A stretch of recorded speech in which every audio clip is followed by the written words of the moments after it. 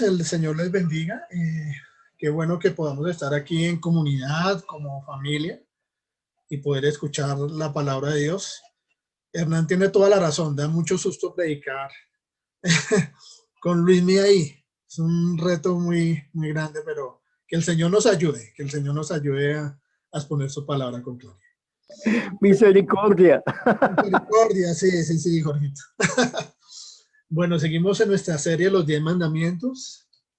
El decálogo de la ley moral de Dios, escritas en 2 tablas que nos enseñan sobre nuestra relación tanto vertical como horizontal. Vertical con Dios, horizontal con nuestro prójimo. Y hoy vamos a estar estudiando el 8º mandamiento. No hurtarás.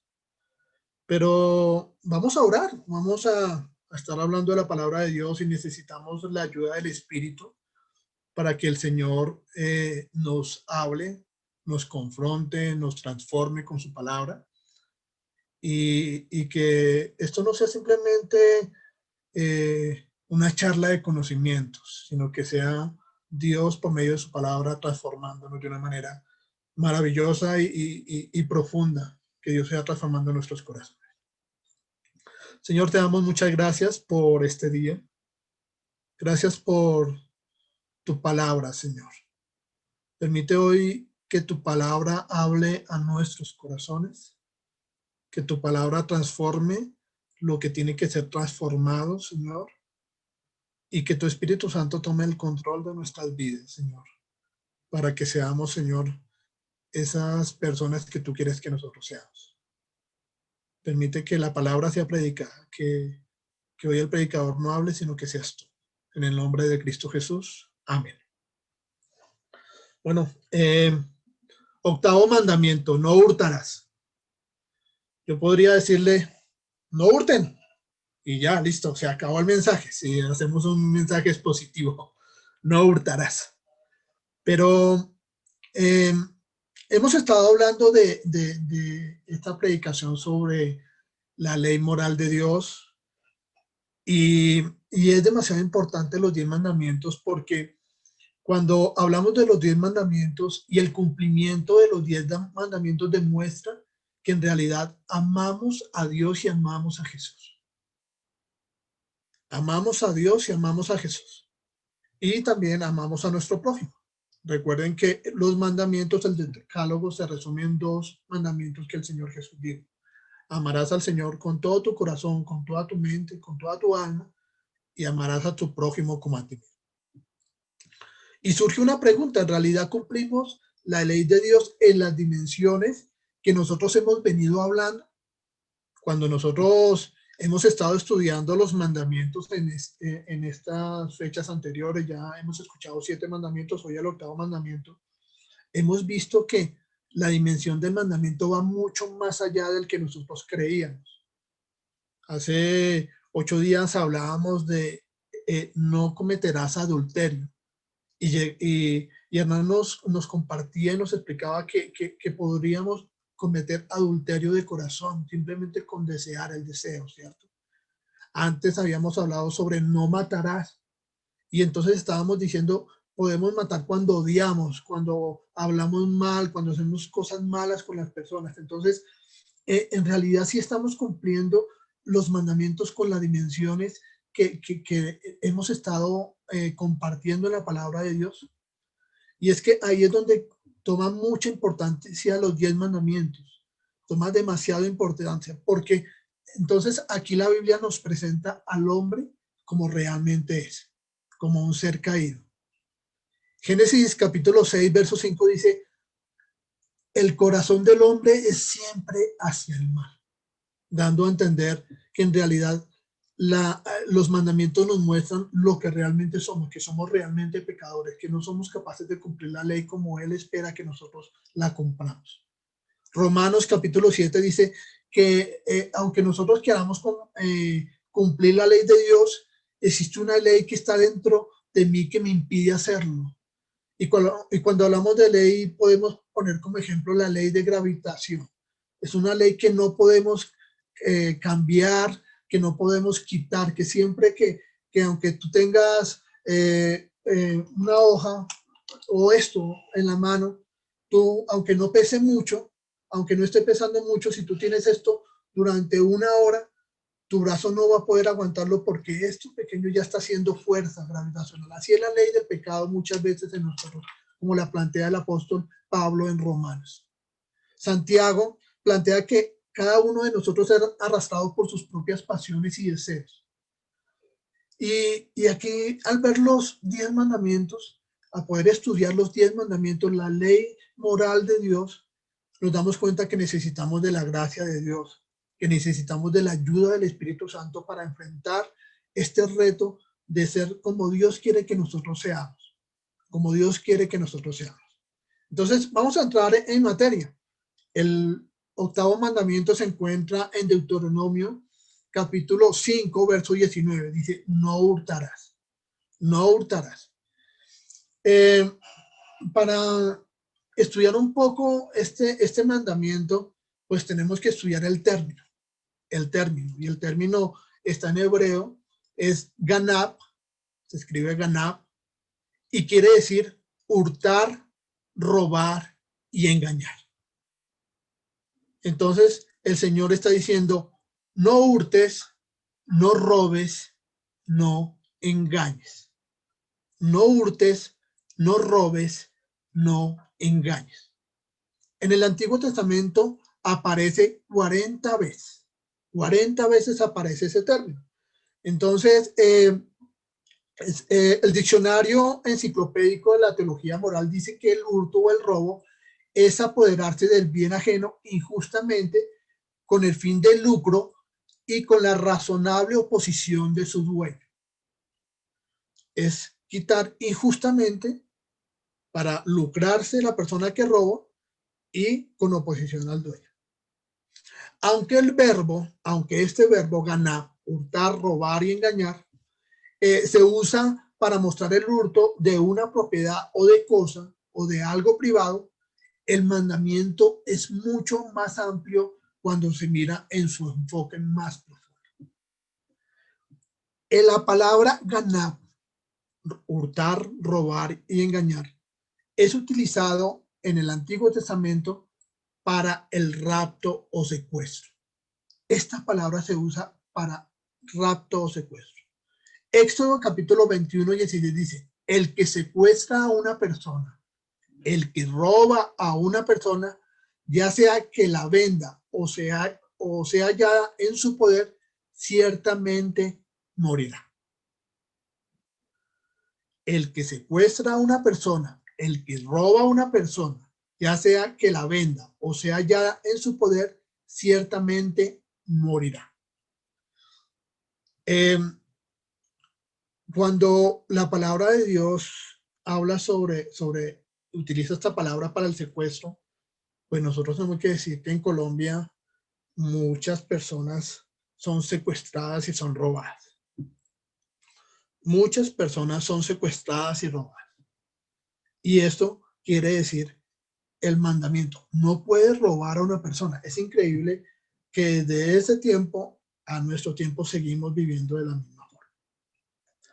Nosotros somos profetas y nosotros debemos denunciar las cosas que no están bien.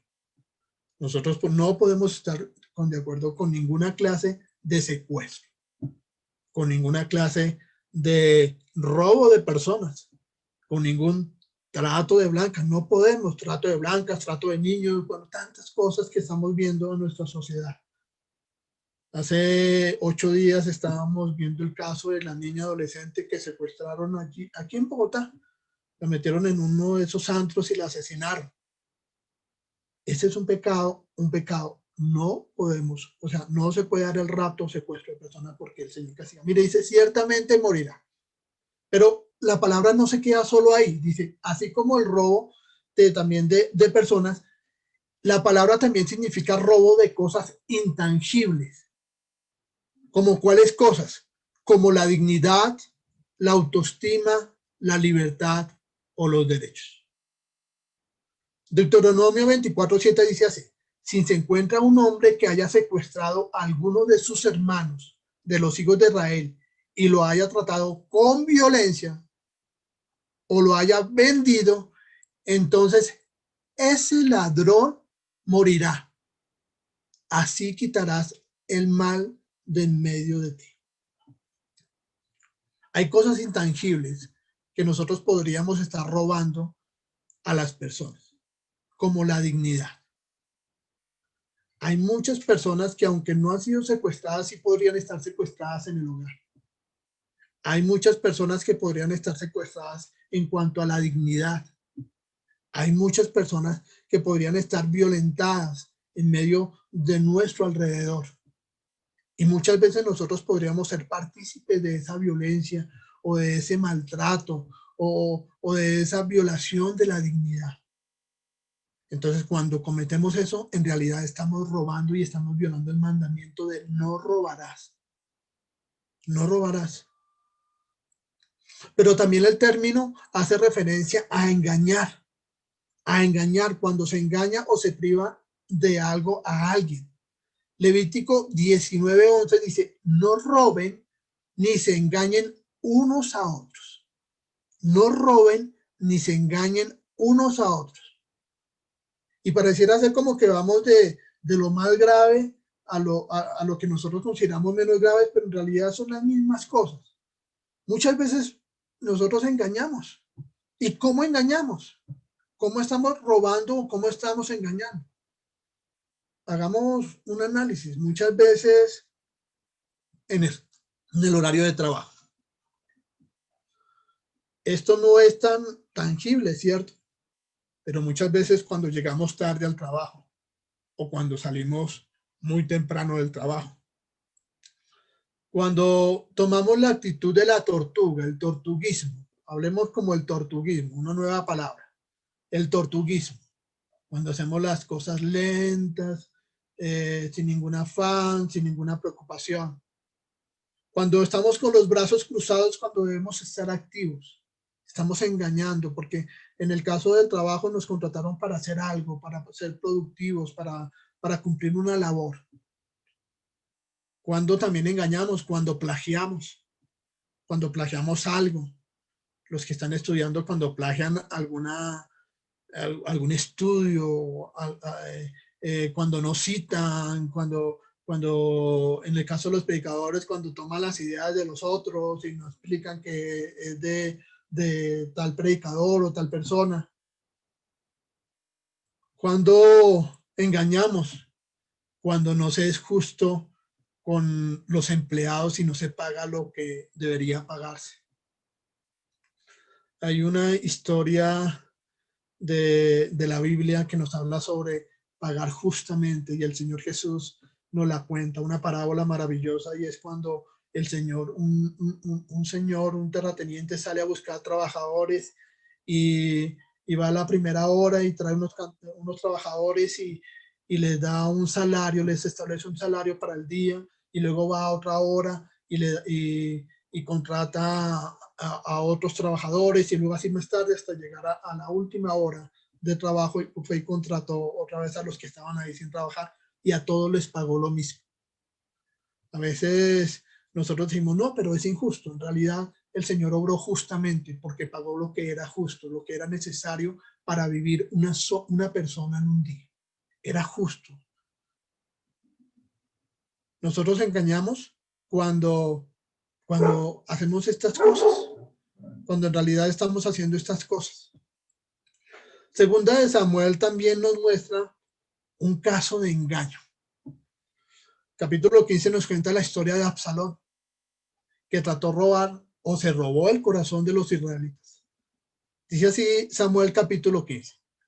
Aconteció después de esto que Absalón se hizo un carro y caballos y de 50 hombres que corrieran delante de él. Y Absalón se levantaba temprano y se situaba junto al camino de la puerta. Y sucedía que todo aquel que tenía un pleito y venía al rey para juicio, Absalón lo llamaba y decía, ¿de qué ciudad eres? Y éste respondía, tu siervo es de una de las tribus de Israel. Entonces Absalón le decía, mira, tu causa es buena y justa, pero nadie te va a escuchar de parte del rey. Decía además Absalón, ¿quién me nombrará juez en la tierra?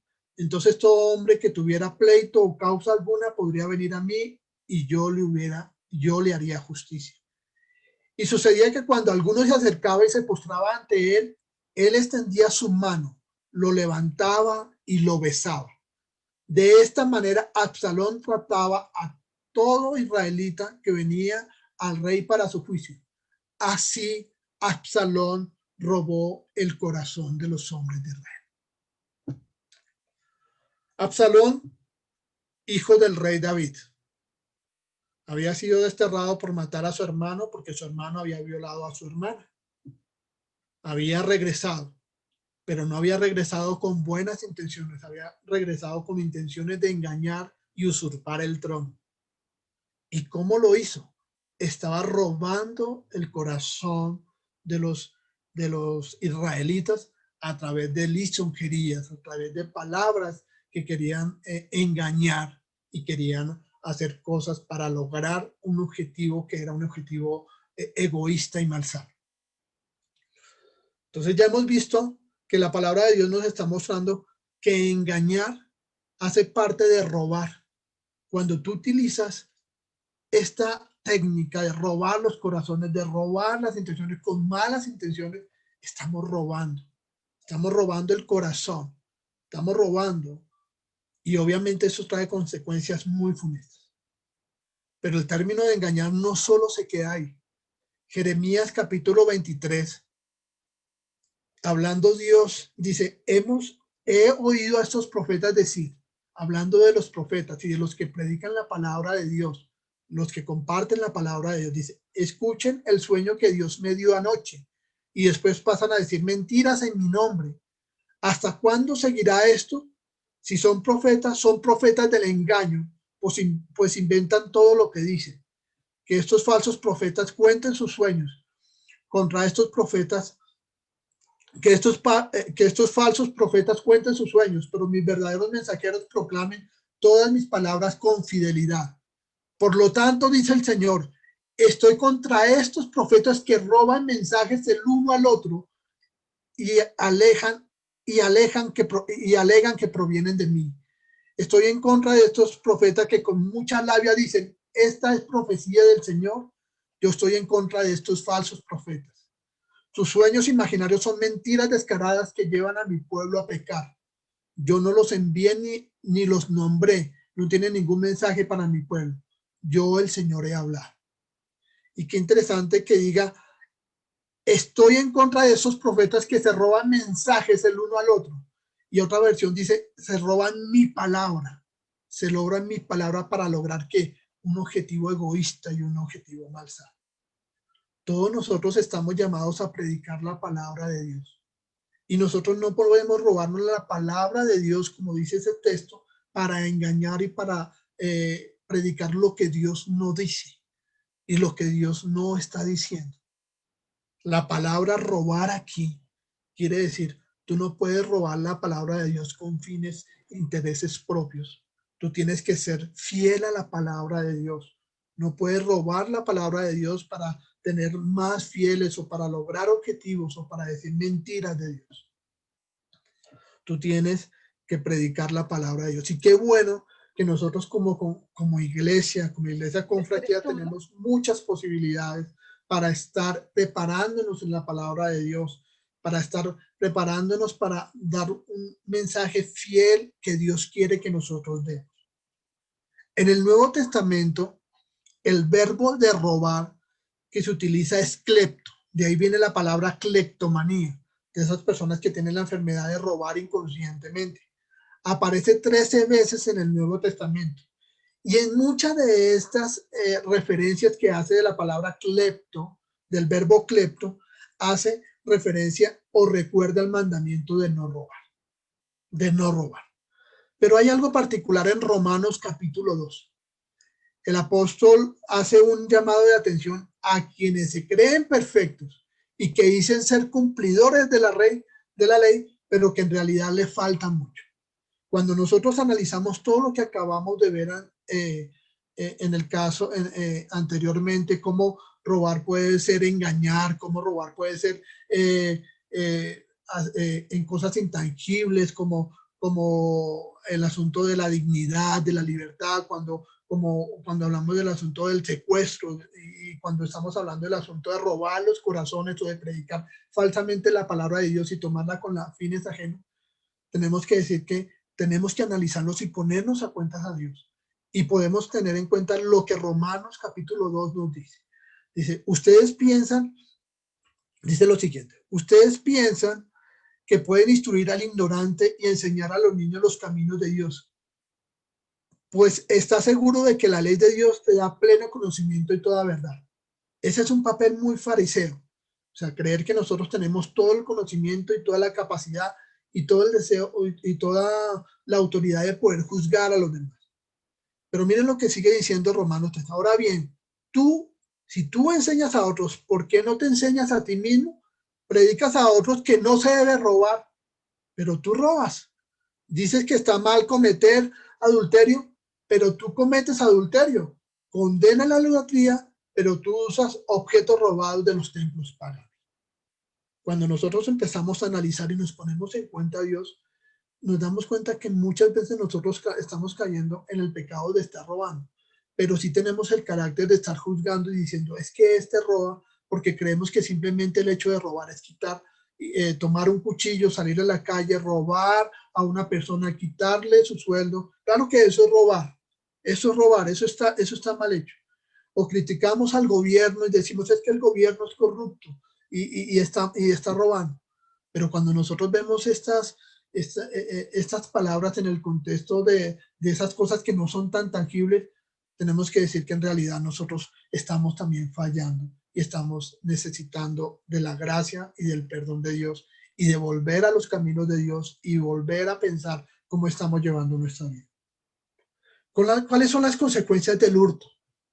Viendo todo esto que acabamos de ver, que el hurto son en cosas no tangibles, pero también en cosas tangibles, como el hecho de hurtar, o el hecho de robar violentamente, o el hecho de ser unos ladrones de cuello blanco, los que roban, los que engañan, o bueno, todo eso que acabamos de ver. Hay unas consecuencias que son muy fuertes en el Antiguo Testamento. Cuando hace referencia a cosas materiales, el Antiguo Testamento nos muestra que hay unos castigos que deben ser impuestos a quien es encontrado realizando estos actos de robo. Éxodo nos plantea que en algunos casos debían pagar hasta 5 veces el valor de lo hurtado. Y todo dependía de ciertas circunstancias de lo que robaban. Entonces tenían que pagar 5 veces, en algunos casos tenían que pagar doble vez de lo robado. En algunos casos, cuando los ladrones eran cogidos y no tenían con qué pagar, eran vendidos como esclavos para pagar su deuda. Pero en cuestiones como la dignidad, como la violencia, como tener preso a alguien y causarle violencia, el castigo era un poco más fuerte. Ya hemos visto en Deuteronomio que decía que el castigo era la muerte. La muerte. Eran castigados con la muerte. ¿Por qué razón? Porque decía, no podemos permitir que la maldad esté en medio de nosotros, decía el texto bíblico. Proverbios capítulo 9, verso 17 dice que los que son ladrones, los que hurtan, son personas simples, ignorantes, faltos de cordura, que les parece muy enriquecedor las aguas robadas les son dulces, dice el texto, dando a entender lo fácil y lo maravilloso que es conseguir las cosas fáciles. Pero dicen, se engañan, están engañados porque lo único que están consiguiendo es llegar a la muerte. Las consecuencias de hurtar son muy negativas. Proverbios 39 dice, si tú hurtas, aún porque eres pobre, estás llegando o estás ocasionando que tú estés blasfemando contra Dios. Cuando tú hurtas, estás blasfemando contra Dios. Te estás convirtiendo en enemigo de Dios. Te estás separando de Dios. Y Zacarías 5:3 dice, todo aquel que hurta será destruido. Las consecuencias de hurtar son fuertes en el Antiguo Testamento. Y entonces, planteando este asunto, ¿qué debemos hacer? ¿Qué debemos hacer frente pues, a este panorama donde nos estamos poniendo a cuentas con el Señor? Como decía Isaías, pónganse a cuenta, vengan y nos ponemos a cuentas, decía el Señor, vengan y nos ponemos a cuentas. El Señor hoy nos está diciendo, vengan y nos ponemos a cuentas. Tú dices que no robas, pero analicemos, ¿tú has engañado? ¿Tú has robado en cosas intangibles en cuanto al tiempo? ¿Tú eres perezoso al momento de trabajar y no haces la labor como eso? Entonces sí estás robando. Entonces, ¿qué debemos hacer? Efesios capítulo 4, verso 28 dice algo maravilloso. Dice, ustedes tienen que ser y vivir como hijos de luz.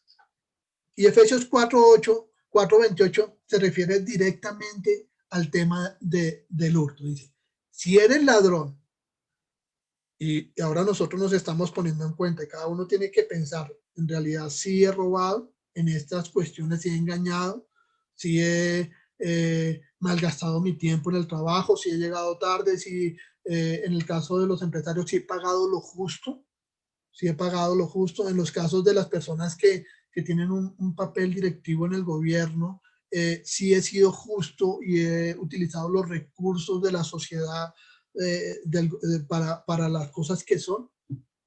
Entonces, Efesios, el apóstol le dice a cristianos, no le está diciendo a impíos, le está diciendo a cristianos, no les está diciendo a nosotros con iglesia. Si él es ladrón, deja de robar. En cambio, usa tus manos en un buen trabajo digno y luego comparte generosamente con los que tienen necesidad. Tú, o bueno, cada uno de nosotros, ¿qué debe hacer? Debe empezar a vivir como hijo de luz. Tiene que ser coherente con lo que dice ser. Tiene que ser una persona que practica un principio de un trabajo digno, de trabajar dignamente, de hacer las cosas como Dios quiere. Pero además de eso, no tiene que trabajar simplemente para el egoísmo de tener y de poseer más, sino que tiene que también practicar un principio de generosidad. ¿Para qué deberíamos trabajar nosotros? ¿Para qué deberíamos recibir esas bendiciones de Dios del trabajo y del dinero? Para practicar la generosidad. ¿Qué debemos hacer frente a este asunto de no pecar? Debemos trabajar con generosidad. Es muy difícil cuando, como yo les decía, nosotros planteamos que tenemos una naturaleza que nos lleva de continuo al mal, como decía la palabra de Dios. Pero hay algo maravilloso y es que nosotros tenemos una ayuda extra. Dios ya dio algo por nosotros. Dios nos dio a su Hijo.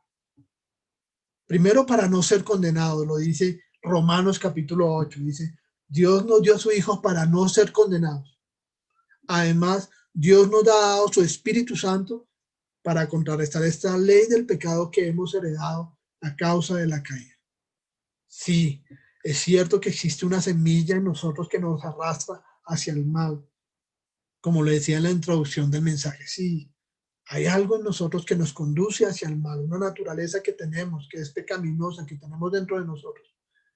Pero Dios nos ha dado a su Hijo y nos ha dado a su Espíritu Santo para contrarrestar esta ley del pecado, para contrarrestar esta ley de maldad y para ayudarnos a llevar y a vivir una vida coherente y a ser hijos de luz y a no robar. Es un papel que debemos hacer. Primera de Pedro 2:11 dice, amados, les ruego como a extranjeros y peregrinos que se abstengan de las pasiones carnales que combaten contra el alma.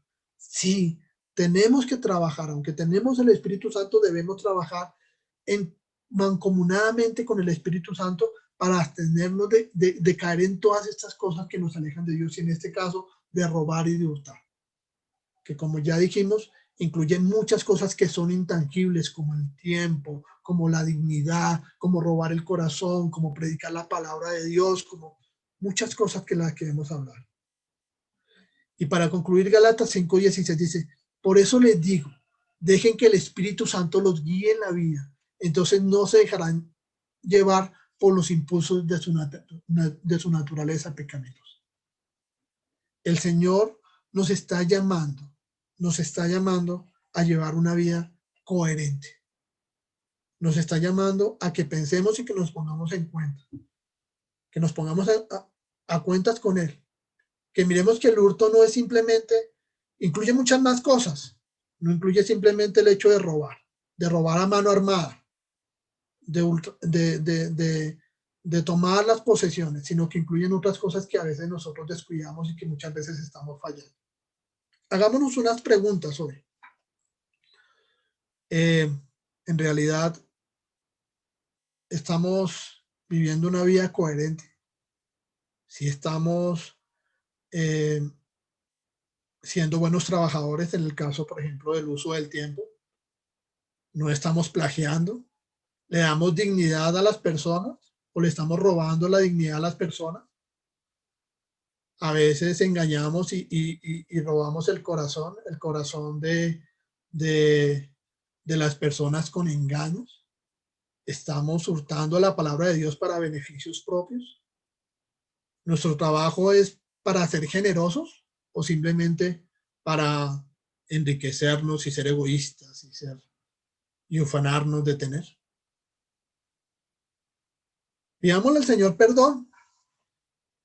Si hemos fallado, en realidad somos humanos, en realidad tenemos una naturaleza pecaminosa, pero permitamos que el Espíritu Santo tome el control de nuestras vidas y podamos dar ese fruto que Dios espera de nosotros. Oremos. Señor, te damos muchas gracias por tu palabra. Gracias por hoy enseñarnos, Señor, que robar va mucho más allá de simplemente tomar cosas de personas sin su permiso, Señor. Ayúdanos a llevar una vida coherente. Ayúdanos a trabajar, Señor, con dedicación y sobre todo ayúdanos a ser generosos. Que tu Espíritu Santo tome el control de nuestras vidas y nos transforme. Te damos muchas gracias en el nombre de Cristo Jesús. Amén.